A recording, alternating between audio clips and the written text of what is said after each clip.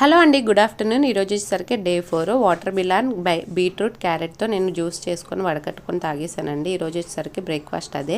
నేను ఇంకా బ్రేక్ఫాస్ట్ ఏం చేయలేదు, మధ్యలో వచ్చేసి వాటర్ మిలాన్ తీసుకున్నానండి. జ్యూస్ అయితే చాలా బాగా వచ్చేసింది, అందుకే నేను ఆ ఎక్స్ప్రెషన్ ఇచ్చాను.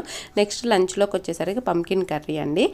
ఈ పంకిన్ కర్రీ మీరు ఎంతమంది మీ డైట్లో ఇంక్లూడ్ చేసుకుంటారు నాకైతే కమెంట్ బాక్స్లో కమెంట్ చేయండి. మీరు సద్గురు వీడియోస్ కనుక ఫాలో అయితే ప్రాణిక్ ఫుడ్స్లో ఒకటి పంకిన్గా చెప్తారండి. పాజిటివ్ ఎనర్జీ పరంగా కూడా పంకిన్ చాలా మంచిదండి మన బాడీకి వచ్చేసరికి.